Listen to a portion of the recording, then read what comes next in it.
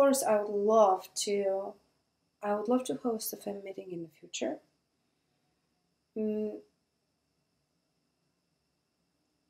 I think I'm interested in more performative forms. A lot of the art that is targeted to production of artifacts has a performative side, has something that we can observe, which can be either the discussion around the production or the actual production. Also, there is performance art, which is a genre that I have been very fascinated with and have been practicing for years. I think this is a genre which is very engaging for the audience. I think it is also very sincere because we expose our bodies to the audience, and I think this form of exposure, this form of communication with the audience gives an immediate reaction, creates an immediate exchange between an audience and an artist, which audience can be an audience of colleagues, of course, if we talk about fan meeting as a forum which is actually bringing together only professionals. So I think this would be the form. Performance art, performative presentations, performative discussions. I'd love to run a event in tandem with my pet project, which is Black Box, which is a program of artists' film which shares themes that resonate with science in some way or another. And yeah, I'd love to be able to extend this program to the many, many talents within FEMeeting. And also to use it as a way to extend the FEMeeting network by adding an open call for film-based works on themes that I want to bring to the Black Box programme. So I'm looking next at bringing something on themes of gender, race and identity. And it would be great to be able to somehow include the FEMeeting network in that. We would like to host a FEM meeting. We would have hosted one in Troy with our sister city of Paris in the spring of 2020, but the pandemic wiped out that possibility for now. When the pandemic is over, we open our arms wide in Troy, New York, and invite you from all over the world to come and visit us. And we will come together physically in a circle, as we had hoped, to celebrate our wild and wacky and wise ideas. I hope that in the future I may host a fan meeting in the for the Nordic countries, gathering all the Scandinavian artists and researchers. Until then, ciao. I would very much like to host a FEM meeting. I'm wondering about how, one of the things that really worked about the FEM meeting events is that there is this professional component, but then you're also drinking wine on the side of a pool. And there's something that happens when people are in bathing suits and drinking wine and eating really good food that can happen. And I would, if I was going to host a FEM meeting, I would have to find this other natural, relaxed environment to pair with my lab and the University of Windsor, which is a very formal academic environment. I will really very glad to make a FEM meeting here in Mexico. I think it's a very good place. We eat well, the weather is incredible, and I think we can imagine not only a talk, because we were a lot of women there, but some kinds of workshop where we can share a little bit of everyday creative way of approaching life, body, and problems and solutions and craziness.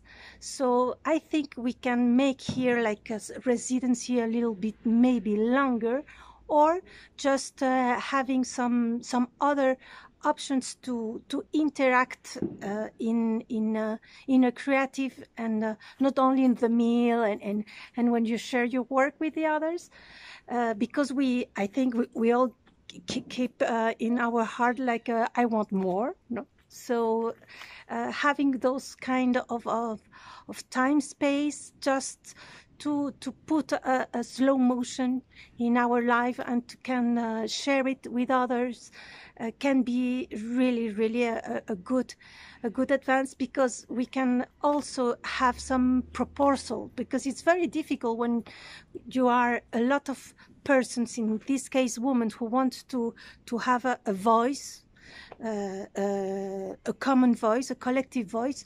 It takes time. It takes time. So don't be hurried. Just see how we can make it, and how we can invent other ways of interact, not only the ones we are used to participate. I would like to host a fan meeting in the future. What form do you imagine your fan meeting event will have? As it is at first, this meeting with this balance of informal and formal, and this group of talk, and everybody talks, and I guess I will organize a little local casting. For instance, if we move the fan meeting in a place to cast local people, local women, to come to talk, like something more interactive with the locals, to give some locals, local women, they like to join this community. As it is done already like this, I guess. I will change nothing. It's just that will help. I would be happy to help. And in Africa, in countries far, like why not in indigenous tribes? I don't know. There's amazing, talented women in the world. So. No, the sky is the limit, I guess. Politically, we are trying to make it happen without much noise, but in a very specific and deep way, creating a culture, bringing loads of discussions about Afrofuturism, about colonization of space, about gender, race, and introducing all these discussions in our space program, and bringing scientists to discuss with artists, and connecting some social movements as well. What we want, our goal, is to open a process of knowledge of a space culture. That's it. I'm glad to be part of a fan meeting, and I hope to see you all next time.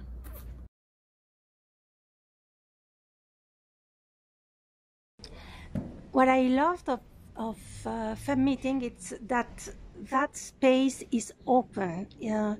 We can all participate, and the format is quite new, because you have the interaction, direct interaction with all those brilliant women, and we have the time to share also with nature, and so important for all of us, I think. And it was really like a small paradise, an island of dreams, who can be true, who are asking to grow up. I think having a space that is dedicated to women and women-identified artists, coming together, a space for deep listening, a space for fun play and exploration, a space for dialogue and understanding. This is critical to us imagining a future where we can all survive. Thank you. That's it. Hope that was good enough. This is Rose Fang. We send love to all you femme women all around the world. I think the specific format of that distinguish the femme meeting for other communities is exactly that. It's the fact that it's something that is led by women, and in a field where it happened, there is actually a lot of women working on and leading it. So something is happening there, and it's also experimental in somehow. And the informal part of it is part of the formal, and I think that is very innovative. But I don't know if I have so much experiences in many communities to be able to really compare. But this one is really great. I like the flow. I think it's very particular what is happening there. I have already mentioned that a femme meeting has the atmosphere of sharing, which is sharing on professional level, but also on personal level. A lot of the meetings which happened this year, which were on Zoom, the conversations, they actually moved from professional to personal sharing, and the personal becoming professional and artistic, and of course becoming engaged with social or political statements. So this kind of a flow between all these aspects of human life is something which is distinctive for feminist gatherings, I think. Therefore, this is something that is distinctive for femme meeting. This flow between personal, social, artistic, political, and the way how it is presented, not presented, but performed or practiced is very sincere, very honest, very easy, which is not the case in many other forums or gatherings where we see a lot of competition. Femme meeting is for women or female identifying people to come together. The format is a conference, it's meetings, it's Skype visits, it's very professional. Like I said, there's this parallel of wine and bathing that seems to be affiliated with femme meeting. I think for me, one of the distinct differences about femme meeting is that when I'm in other professional circles, I often try not to speak about being a mother or having children. Or if I do it intentionally. I do it as a political act. As a woman who's an artist also talks about her children. When I'm at femme meeting, I'm just talking about life. It's just a fact. And it feels so much more comfortable to not have to mobilize those relationships as a political act. What I really like about FEMeeting is that it's not a feminist support network. It's not a new media art forum. It's not a network where science and the arts can meet. It's kind of more than all of those things. And really importantly, it's a space to really enjoy all of those things unconditionally. Yeah, if I had to sum up FEMeeting in one word, it would probably be unconditional. I was so impressed by the format that I would be interested in hosting a femme meeting in the future. With COVID underway and still evolving, I'm not sure at this point if it could be live and in person like the one I experienced, but that would be my hope. FEMeeting has already led to exciting collaborations with several participants from the conference. So for me, this is a testament to its success. Hi, Lena Ortega. Hello, Maria Antonia González Valerio. It is great to have this opportunity to talk with you about our common experience attending FEMeeting in 2018 at Cultivamos Cultura. I remember that the place was really special and that we met several women for the first time that made a huge impression on us because how powerful they are and all the great ideas they have in the art and science field. Do you remember how happy we were at this space? Yes, not only was it a happy space and a very fruitful experience, but also it felt like a very safe space. And that is very different from any other experiences, at least that I have had in conferences around the world. You are absolutely right talking about the safe space. I actually remember some of us that felt completely different as in a regular conference in the academic world for the first time with this Only Women, All Women conference in 2018. I felt like I was at home and that I could say many personal and intimate things that otherwise I'm not able to say or to speak out in a normal academic conference. And also I felt this kind of sisterhood feeling all the time, even though we were very tired after working 10 hours in a row, listening to the presentations of the others, we were completely committed to learn from the others and to hear what they had to say. And I think that this is very much related to the condition that we were only women there present. Yes, I agree with you, Maria Antonia. It was the same for me, and I think there is some sort of empathy that rises in a congregation with an all-women kind of situation, because women do give themselves a chance to listen to one another. That on one part, and on the other part, we didn't feel like we had to fit in any sort of frame, which is already mostly made by men, you know, in most of the conferences that we go to. There is a certain work frame that we always fit, that we have to fit in, you know, not only in the way, by the way we tailor our presentations, but also in the content of them and the things that we are allowed or not allowed to say. Then I really hope that we can have many future FEMeetings all around the world to meet incredible women. So looking forward meeting you there. Looking forward. This is Antonia Gonzalez from Mexico. This is Lena Ortega, also from Mexico City. Thank you for this opportunity, and I also hope and wish for many more FEMeetings to come. Me too. Bye-bye.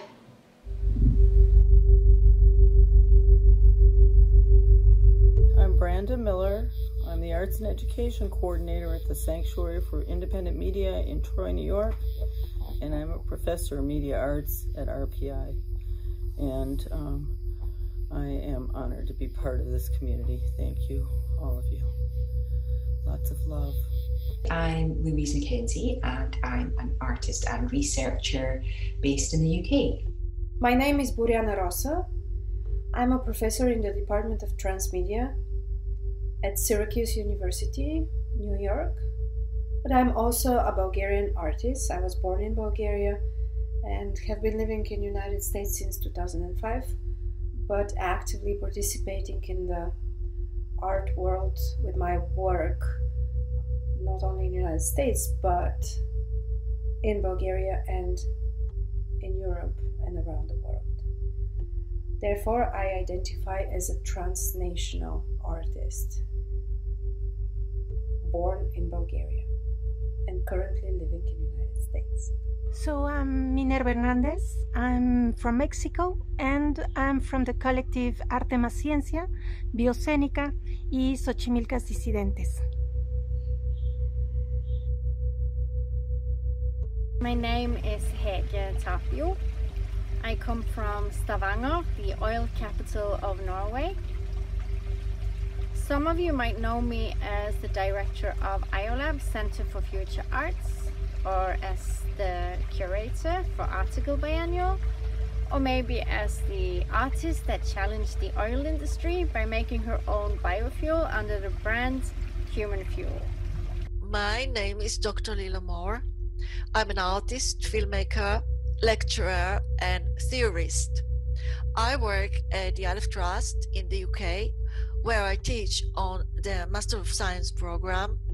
I'm also a lecturer at the Department for the Study of Mysticism and Spirituality at Sfat Academic College, and I am the creator of the Cybernetic Futures Institute. I'm Fabi Borges. I'm from Brazil. I'm director and curator of SACI, Subjectivity, Art and Space Science, a platform of art and artistic residency at INPE, National Institute makes the community. Reaching women in art, science and technology.